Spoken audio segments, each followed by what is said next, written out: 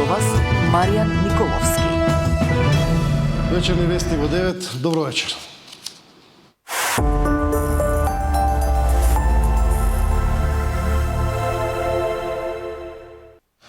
По тетово тензии во владината коалиција и во Бравеница, премиерот Христијан Мицкоски најави дека по изборите ќе го разреши актуелниот кандидат за градоначалник од Влен во оваа општина од позицијата во извршната власт што сега ја има.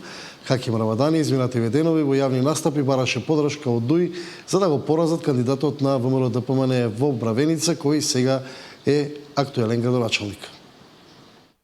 Повиците за етничко гласање на поединечни кандидати навреди им штетат на останатите сопартици кои очекуваат поддршката на ВМРО-ДПМН во вториот круг. Денот како кандидатот навреди за градоначалник на Брвеница, Хаким Рамадани, побара поддршка од гласачите на ДУИ за да го поразат градоначалникот на ВМРО-ДПМН. Мицкоски со порака дека Рамадани по изборите ќе биде разрешен и од позицијата директор на Државниот инспекторат за локална самоуправа. Предходно ваква изјава даде и Билјалка Сами, но Мицкоски вели дека не гледа проблем со целата коалиција навреди. Со жалење го слушав се тоа на кое што против кандидатот на Јовица го кажуваше во една екзалтирана состојба. Не знам дали беше тоа специфичен момент за него, но мислам дека направи голема грешка. Направи голема грешка пред се за кандидатите за градоначалници од истата онаа коалиција од која што тој настапува. Замислете што ќе се случува сега во Тетово, во Струга, во Дебар и во одредени други општини.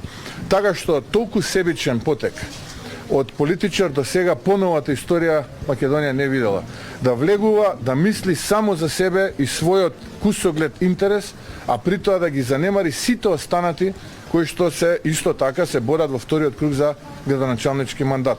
Еве јас го слушав да речеме Фатмир Лимани, кој што апсолутно не повика да се гласа против кандидатот на ВМРО-ДПМН во Кичево.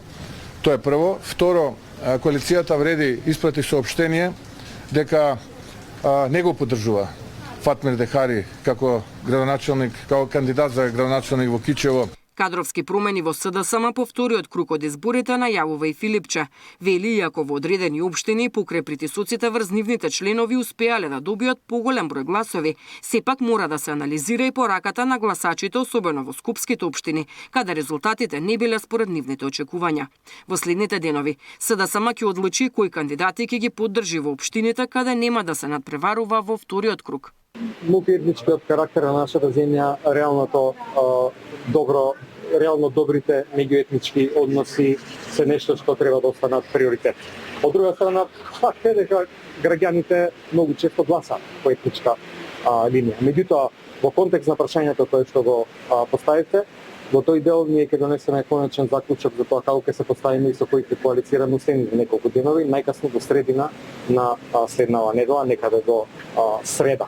При тоа, како ќе коалицираме, кој кандидат ќе поддржиме таму кај што немаме ние наши кандидати, ќе зависи од повеќе фактори. Прво за тоа каква е карактеристиката на нашата општинска организација, понатаму какво е расположението, афинитетите на луѓето кои што се таму членови. Ако нешто нема да биде критериум, тоа нема да биде етничката прикладност. Разговараме со сите политички чинители, не е тоа само Кичево, Брвеница, станува збор за Скопје, станува збор за тоа што и како ќе се поставиме во Карпуш, во Куманово, меѓутоа дозволете до најкасно среда да го кажеме нашиот став.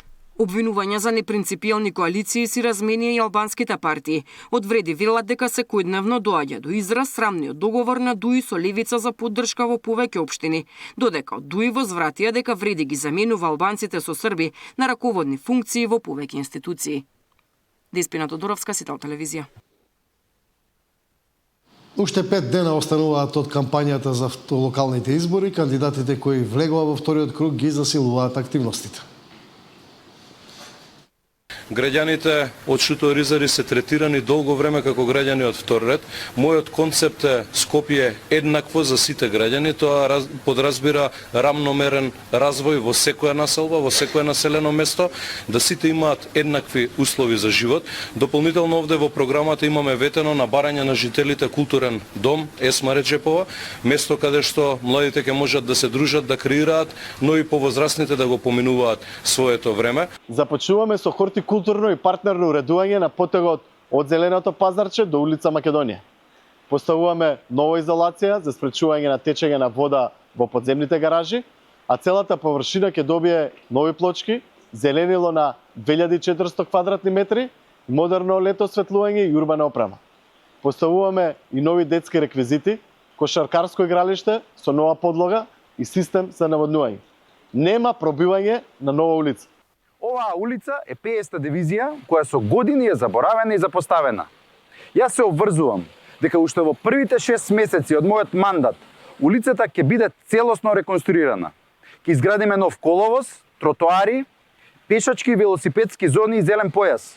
Ќе воспоставиме ред во паркирањето и ќе воведеме резидентни паркинг места за жителите, конечно да имаат приоритет пред сите други. Секако, и овие кабли позади нас ќе бидат под земја. 2% од општинскиот буџет ќе биде враќан назад кон урбаните заедници, а тоа значи од 15 до 25.000 евра годишно во зависност од бројот на жителите. Тоа значи дека граѓаните нема да имаат потреба да за ситни работи се јавуваат во општината, туку сами ќе одлучуваат и ќе имаат сопствен буџет за обележување на пешачки премини, за поставување на стопчиња. Карпош не сака повеќе празни зборови и лажни обвинувања, сака нова политика. Политика со јасна програма, каде што секој денар на граѓаните ќе биде видлив и оправдан. И јас нудам план за транспарентна и модерна општина, за чист воздух, за уреден урбан развој и крај на партиските тендери. И тоа не е ветување, тоа е обврска. Доста беше од луѓе што со години ја држат општината во раце и мислат дека сите ќе заборават што направиле. Карпош не е нивна приватна фирма. Предвидуваме изградба на нови, модерни и безбедни детски игралишта, вклучително и сензорни игралишта за децата со попреченост. Ке се адаптираат равниците на тротоарите, ке се изградат тактилни патеки, затоа што пристапноста не е луксус, тоа е човеково право. Особено внимание ќе посветиме на решавањето на проблемот со кучињата скитници, преку системска соработка со сите надлежни институции, за да обезбедиме безбедна и хумана средина. Ќе изградиме нови велосипедски патеки, ќе воведеме брз и функционален јавен превоз. Без разлика на етничка, верска припадност. Значи, фокусирани сме на проекти и сакаме да продолжиме во тој тренд. Значи, улици, патишта, без разлика на село, на население, сите се равномерно застапени во општината.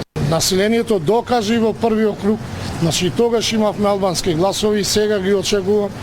Значи за соживот докажано е и уште еднаш повик во сите. Не сме за омраза, не сме за поделба. Да го постигнеме она што го посакуваме, да на нашите сограѓани во Шуторизари им овозможуваме подобри услови за живот пред се, нели, да има инвестиции во Шуторизари како и во другите општини, да Шуторизари да не биде заборавена општина како до сега, нели, да може да нашите сограѓани да бидат директно вклучени во работењето, односно во носењето на одлуките на општината, нели, целата администрација, буквално да направиме една нова промена.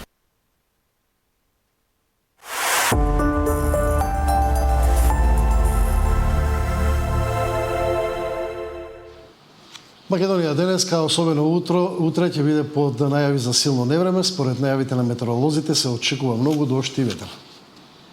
Дождот ги запре активностите на терен за чистење на сметот во главниот град. Кандидатите за градоначалници дождливиот ден го користат за други активности поврзани со кампањата. Во меѓувреме нема детали што пронајдоа истражителите во просториите на комунална и град Скопје и дале откриено кривичното дело за грозување на животната средина и природата со отпад. Дождот во Скопје предизвикува и други проблеми со преплавување на улиците и булеварите. Сливниците како да немаат капацитет за да соберат количината на дождот. Ова е сликата во главниот град.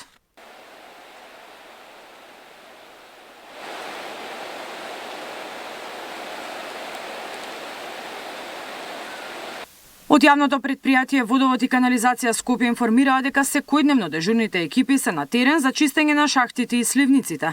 По најавите од УХМР, тие и денеска спроведуваат активности на критичните точки каде се собира повеќе вода. На дежурниот телефон во текот на денешниот ден немаат примено поплаки од граѓаните. Македонија е зафати моќен циклон кој се движи од Женова. Според прогнозите се очекува уште позасилен дожд пропратен со силни ветрови кои ќе достигнат јачина и до 90 км на час и во текот на утрешниот ден.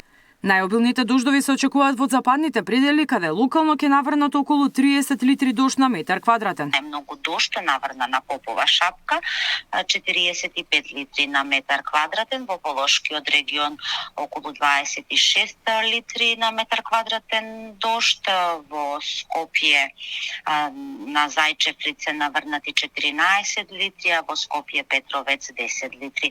Денес ќе се задржи до крајот на денот и во текот на ноќта облачно време со врнежи од дожд. Овој влажен бран ќе продолжи во текот на утрешниот ден во предпладневните часови. Имаме и утре предпладне облачно време со врнежи од дожд, наместа пообилни и поројни.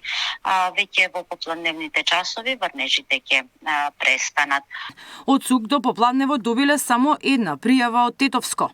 До сега само една пријава има и тоа во Тетовско е поплавено една куќа. Други пријави до овој момент немаме. Апел до сите граѓани, ако има поплави негде, да се пријават во бројот 112 и од тука ние ќе ги координираме после сите надлежни институции за да нема повеќе штети или човечки жртви. Стабилизација на дождот се очекува од среда, но ќе настапат пониски температури. Мирјана Давидовска, Сител телевизија. Министерот за транспорт најави 11 нови директни летови од Скопскиот и Охридскиот аеродром кои треба да почнат утре. Од Охрид ќе се лета за Базел, исклучително значајна дестинација, затоа што Охрид го отвараме не само за туристите од Швајцарија, туку и за туристите од Германија и од Франција, затоа што ова е така наречениот европски аеродром кој што ги спојува овие три држави. Од Скопје ќе се лета за Стокхолм на главниот аеродром, ќе се лета за Штутгарт, ќе се лета за Бари, Италија, Ларнака, Кипар и сето тоа веќе почнува од утре 27 октомври. А веќе од следниот понеделник, а тоа е од 3 ноември, ќе се лета за Женева, исклучително значајна дестинација, која што покрај за туристи мислам дека ќе донесе и многу бизнисмени во Скопје.